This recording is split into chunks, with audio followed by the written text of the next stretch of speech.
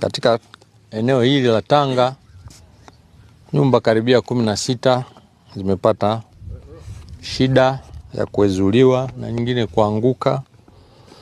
Lakini kule Masigira nako nimeambiwa nyumba karibia 30 zimepata kadhia hiyo. Lakini pia Senengura nako nimeambiwa nyumba 4 zimepata shida hiyo. Jumla ya nyumba ni 50. Lakini pia majeruhi nimeambiwa hapa Tanga wako 2, kuna ambao wamepata shida kwenye vidole na miili.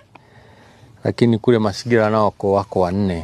Kwa hiyo taarifa ya tukio hili ni yenye kutia taharuki, na kwa mkoa wetu ni muendelezo wa matukio yanayofanana. Kwa hiyo kupitia kikao hiki nielekeze kamati ya maafa ngazi ya wilaya ikae itathmini, na yale ambayo itaona yako juu ya uwezo wa kamati ya wilaya basi watuletee kwa haraka, na kwa vile tumekwisha kuona basi na sisi tutaenda kukaa kama kamati ya mkoa tuone ni namna gani tunavyoweza kushirikiana nanyi katika tukio hili.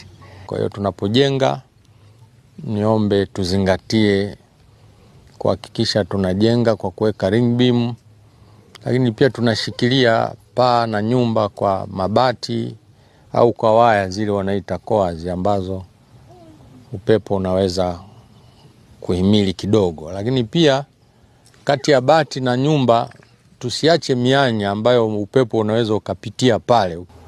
Lakini lingine kubwa ni uharibifu sasa wa mazingira unaotokana na kukata miti. Kwa tujitahidi katika kupanda miti, tujitahidi kutokuikata ile iliyopo. Kwa hiyo wananchi ambao nyumba zao zina nafuu waendelee kuwahifadhi wenzao katika kipindi hiki ambacho mnajipanga kurejesha hali ya majumba yenu nyinyi wenyewe, lakini kwa usaidizi pia wa serikali. Sisi kama Chama cha Mapinduzi tupo pamoja na serikali, pamoja na wananchi mliopata athari hizi.